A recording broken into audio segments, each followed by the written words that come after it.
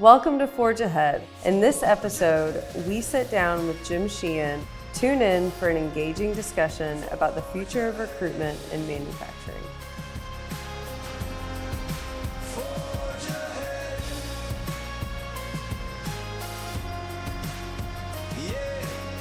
You've worked with and in support of manufacturers for more than 2 decades. Can you tell me a little bit about the evolution of manufacturing that you've witnessed over that time? Certainly, from my perspective, there's been a ton of evolution during that time. One of the things that's been foundational to a lot of the evolution there is just the implementation of lean manufacturing principles and continuous improvement activities. That is something that is both process dependent and people dependent, and the people piece has changed that quite a bit as well. As you think about the 4 different generations that are involved in the workforce today and the different complexities and needs and desires of those individuals, it makes it all the more complicated. Taking that, you also add in continued automation in terms of robotics and streamlining assembly processes and inspection systems, and that is something that has continued to drive enhancements and efficiencies within manufacturing. Great. Yeah. You talk about the 4 generations of the workforce. Obviously, a backbone of manufacturing are the people that do the work every day. So how would you describe the current state of recruiting and talent acquisition in manufacturing? The current state is it's complex, it's complicated, right? So with that, you've got this skills shortage. And that skills shortage is on 2 fronts. It's on just finding people for production positions that are not as complex of hires, but they're still now competing with other industries outside of manufacturing, whether it be technology or hospitality, food and bev.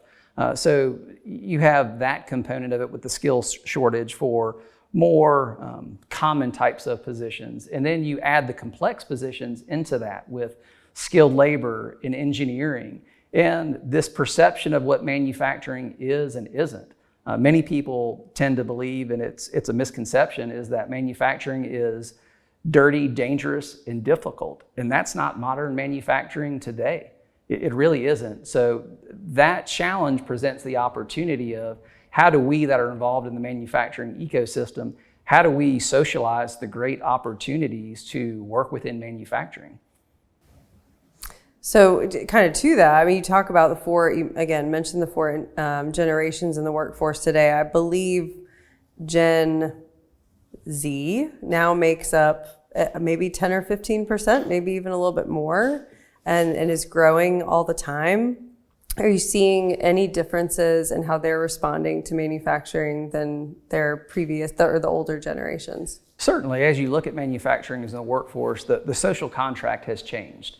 So the notion of the older generation, my parents, my grandparents, and them going to work for a company for 30 plus years, that's just not the norm anymore. It's really a fast moving society, and people want instant gratification. And there's a challenge with that in, first of all, attracting individuals to our companies to work within manufacturing. And then once they're getting there, knowing and understanding how they want to be developed and how we can continue to grow their skill set to flourish within our organizations. Now, we talked about the last 2 decades. When the pandemic hit, obviously there was a brief, thankfully, drop in manufacturing that then picked back up, and then just some really interesting trends that occurred in the following 2 years around compensation and how people viewed work. Tell me a little bit about that from your perspective, how you and your teams have kind of helped manufacturing companies deal with some of those changes, and really what those key changes have been from your perspective. A lot of it is just the analysis. So it's with the ever-changing landscape, there's that need to constantly go out to the market, understand the competitive landscape, understand not only what other external factors are doing, but what's going on within our 4 walls of a manufacturing facility, understanding shift preferences, understanding desired wages, understanding what the nuances are with childcare, or there's so many different factors that people bring to work with them every day. And we have to, one of the things that I've seen coming out of COVID is recognizing that we have to look at those external factors that are impacting our associates and team members' lives. We can't just look at their lives once they step foot on our property and within our building. Given, when you talk about looking at all facets of a person and as it relates to the workforce, what have you seen have the biggest impact on a manufacturer's ability to recruit and probably more importantly, retain that talent? Yeah, the attraction piece is where it starts, right? Because you have to attract them and hire them before you ever have any hopes of retaining their knowledge, skills, and experience. So with that, it goes back to the analysis piece. So understanding what your employer value proposition is. So what does that look like in terms of compensation? So the number one reason that people move jobs is compensation. And then shortly behind that, you get into the culture piece, the development piece. So people, the compensation will attract folks to you. What's really going to keep them there is how you support them and how you develop them. What's the culture like? What does that team environment do? Do you care what I do as your employee and as a member of your team? Yeah, I think what we've seen some is kind of in those same lines, this concept of being valued, having that work-life balance that a lot of people talk about, and then sometimes we wonder if it's even possible, but then also wanting still some predictability in their day-to-day. So how have you kind of seen that play out? Any stories or scenarios you can talk to about that? Yeah, I've seen a lot of manufacturers get creative in their approach to this predictability. And a lot of that is, certainly you have to have vacancies filled. If you don't have vacancies filled, you still have production that needs to take place. So oftentimes what the ask is that you go to an existing team member and you're asking them, well, can you stay over and work overtime? Or can you work this weekend? And to your point, that impacts what's going on in their home lives, right? So does that mean that they're going to miss their son or daughter's baseball game or soccer game? Or does that mean that they're going to miss date night with their spouse or a family cookout that they're going to have that weekend? So we've seen where in order to alleviate somebody from having to work the weekend and work overtime during that weekend, they realize that there's individuals that are only seeking to work a weekend shift. So they could have a normal Monday through Thursday job, but maybe they want to pick up some extra hours. Or it could be that they don't have childcare during the weekday, but they do on the weekend. So we have seen some of our clients get creative in meeting their employees where they need to be met in terms of shift schedule and availability. I understand that you have supported many organizations as far as some of your production support. You talk a lot about that, but also a lot of experience with more of those key salaried positions that sometimes are even, up higher in the food chain, if you will, and providing the leadership that will make some of those decisions Sure. going forward. How has that landscape shifted over the last few years? So very, very similar to the skilled labor side, it's complex, right? So with that, anytime a company is going about trying to add members of their team, they're certainly going to look locally and then regionally and then nationally. To the extent that they've had to move to a regional or national landscape, just with what's going on with interest rates and mortgage rates, we speak with individuals all the time that it's a great opportunity for them to go work for a different manufacturer, but they're unable to do so just because of the financial strain that would put on them going from a low interest rate mortgage to a high interest rate mortgage. Furthermore, with that on the salaried side, one of the things that we have seen come out of the COVID-19 pandemic is the desire for folks to work either fully remote or even hybrid. And that's something that can work with manufacturing some certain positions, but manufacturing, as automated as it is, and the ability to control a plant from your iPad and see what's going on in terms of uptime and quality levels and things like that, it still does require Gemba. You have to go to where the work is being done. And that's been a challenge as people are thinking about, do they want to work in manufacturing given some of the other options to work remotely, either on a full-time or hybrid basis. Yeah, I'm glad you went there. That's kind of where my brain was going. When it comes to leadership roles, have you seen success where people go in more a fully remote model? And if so, what does that look like? And or to your point about going and seeing and doing Gemba, is there a balance there where they are quote unquote remote, but yet they're also still engaged with the operations? Right. Certainly with the use of Teams and Zoom and all the different platforms, that has allowed for a lot more connectivity. For instance, with the team I lead, I have folks in 10 different states. And you would think that based on the number of times that we see each other via Teams, that we're sitting next to each other. But I have seen that work in terms of a hybrid type schedule when it's more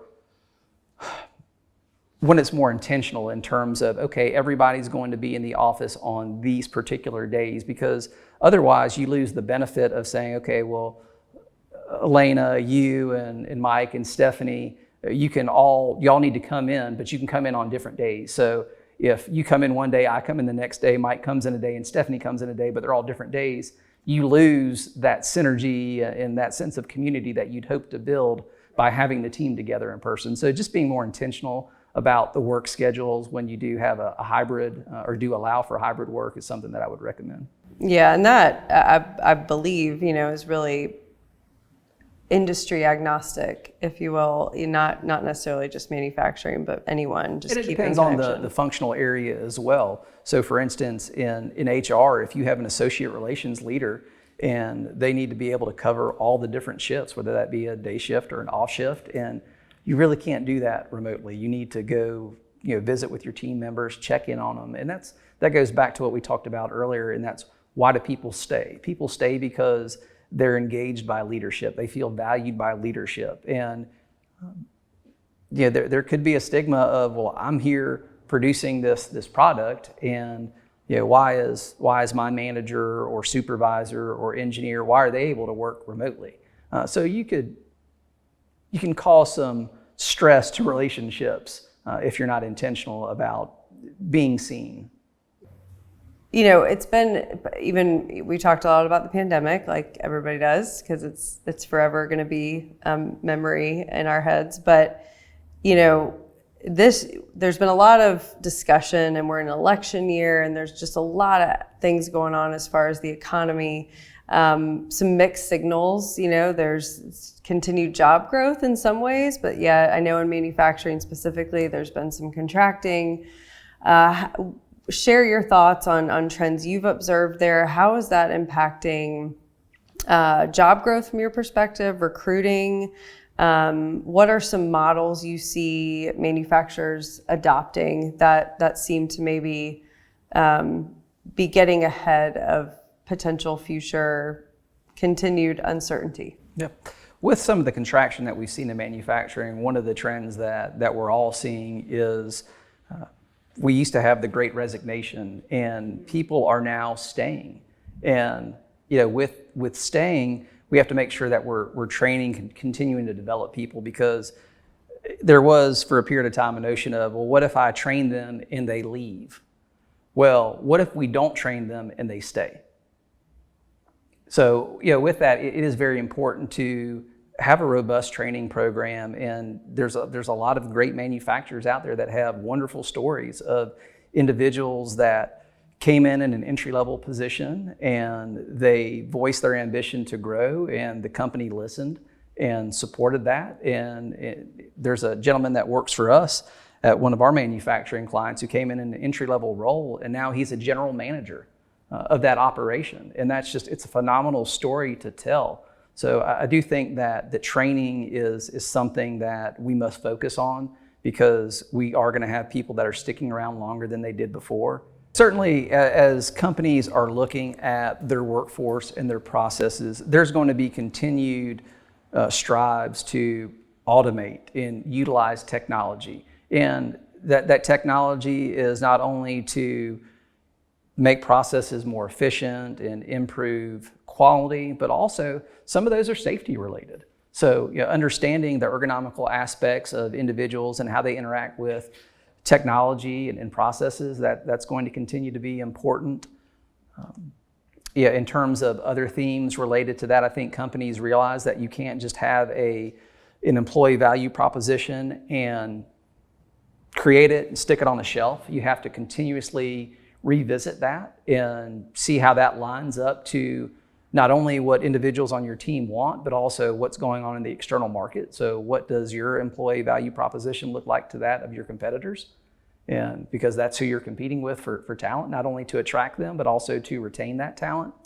And in terms of the growth, we're very fortunate being based in the Southeast. There's been a tremendous amount of economic development that is going on. There's a lot of exciting things. And with that, there's a reason that's happening, because manufacturers in the Southeast are very, very pro-business, and they are able to leverage locations, and there's a lot of great incentives that the state puts in, that local counties put in place for not only hiring folks, but also retraining folks that you have existing on your work as part of your workforce today.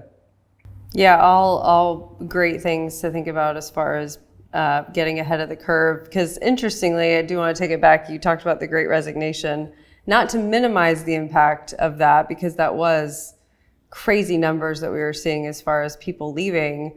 But at the end of the day, it still confirms that we do go through seasons and cycles, and we're kind of in not the fun one right now, but eventually at some point we'll go back up and people feel a little bit more free to move around from a job standpoint. And, we got to be prepared for whatever season we get into. And we're not only competing with other manufacturers. So think about the great demand that was created for hospitality and food and beverage workers, and even just retail. Those jobs now are a lot more competitively compensated compared to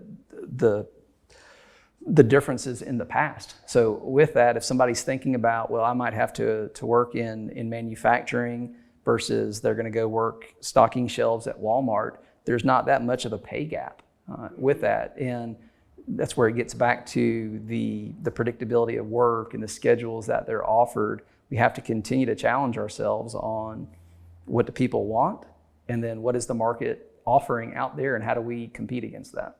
For sure.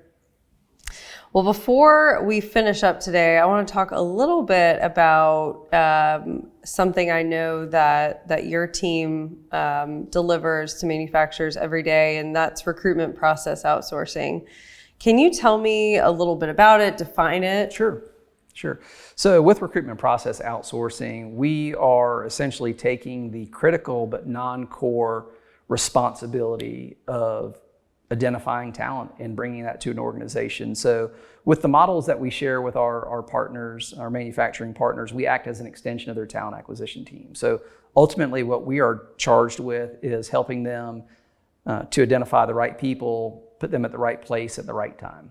So that is something that allows our clients to focus on other competing HR responsibilities, or it allows the engineering teams to focus on capital investments and expansions. It allows the production teams to focus on hitting their quality and volume production numbers. So it is something that I'm passionate about. And one of the things that I've seen over my 24 years with MAU is the ability for us to get in and turn that off and on as necessary, because very often does a company just have ongoing high volume demands. But typically if there's a greenfield startup or if there's an expansion, there is a concentrated need that exists, and our team is able to partner with that client and again act as an extension of their team, a seamless extension of their team, to ultimately deliver the right people at the right place at the right time.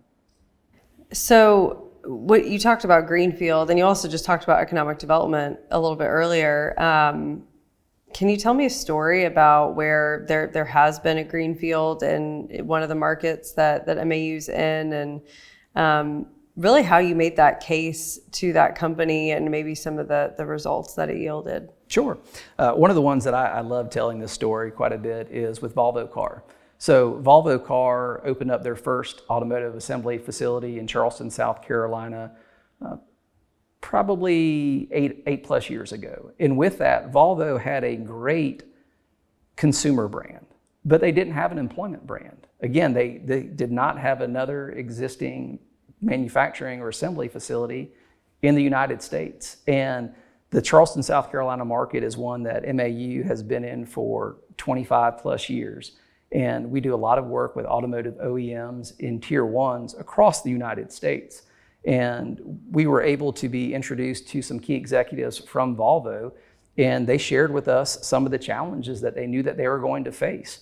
Coming to a country where they had not had a manufacturing facility, not only that, but then you get into the state-specific and county-specific nuances. And we were able to help them understand what that landscape looked like in terms of what their compensation strategy should be. We were able to talk about what their hiring and selection process could look like. And we were fortunate to partner with them and focus on hiring their first 200 salaried individuals. So their engineers, their supply chain folks, their operational leadership. And what that allowed their leaders to do was to start up their first ever greenfield in the United States. And that's something that, I get a little smile on my face when I go down the road and I see a XC90 driving by, knowing that MAU was a part of that story by helping them to find those people that they needed during that startup. For sure. So for a manufacturing company that, whether it's a greenfield or otherwise, what are 2 or 3 things that you would say would, if somebody was asking, is an RPO model right for me? Is that something I should pursue? What are a couple things you would tell them in order to vet that decision? Yeah, so as we approach any partnership, there's a fair amount of due diligence and discovery that we do on the front end because our solution is not a fit for every circumstance. So with that, we always seek to understand, to know what the volumes look like, what are the key milestones or delivery dates, what do their resources look like. Oftentimes, a company may consider utilizing internal resources to do a ramp up. Now, oftentimes with a greenfield startup, we're normally dealing with employee number 2 and number 3. Right. So, you fast forward down the road and you might be up to 4,500, but initially it's a small team. And with that small team, they have to focus on what's critical and core to them. So what was critical and core to Volvo was being able to build this plant and start production. And yes, the people are a critical piece of that, but Volvo is not in the people business. They make safe luxury vehicles. And with that, that's what they wanted to stick to. So it's understanding, just from a discussion perspective, what the volumes are, what the timelines are, what your resources look like. And from there, we're able to propose different solutions. And there's different phases of hiring. So you might have some very steep demands in terms of volumes that you need to hit. And then if you have internal resources, what do you do with those internal resources during that time? So suddenly you've got idle resources and everybody's sensitive to the investment and the compensation expense related to team members. So if you've got idle resources, what do you do? So oftentimes they might have to lay those folks off or redeploy them somewhere. And that's not great for their employment brand. So one of the great features of our solution is that flexible, focused capacity. So with that, depending on if a company is going to have a ramp up for a 3-month period and then it drops off as we get in the steady state and then it ramps up for another 3 months, we're able to constantly turn off, turn on, turn off, turn on, what that recruiting capacity looks like that supports their needs. What would you say the future holds for recruitment in the manufacturing industry? Gosh, that's the $1 million question, right? With that, I think one of the first things is, as we think about talent attraction, we have to make it easy. We have to be able to get out there and socialize what our employee value proposition is. And then as we're taking folks through that process, we want there to be an easy process. We want them to have a good experience. Whether they get hired by MAU or get hired by our clients, we want them to have a great experience, because guess what they're going to do either way? They're going to go and they're going to write a review, and they're going to say, XYZ company had a great process. I wish I would have gotten hired in. Or they're going to say, I had a terrible time. It was a black hole. I never got any communication. So, it starts with that is really being able to constantly refine and socialize what your employee value proposition is. The next thing is, once you get folks in your door, it's developing those individuals. So understanding what their desires are. What do they want to do? Do they want to go from being a forklift operator to getting into a mechatronics program? If they're an engineer, do they want to stay an engineer individual contributor? Do they want to get into leadership? What does that look like? And then also just engaging them. So you're engaging them when you're learning more about their desires for development, but being able to talk about what the company culture is, what those values are, and demonstrate that and live that together with them. I think that's very important. Awesome. Well, appreciate the time today. Certainly a lot to consider and learn, and a lot going on when it comes to recruiting and manufacturing. So thank you. You're welcome. Thank you.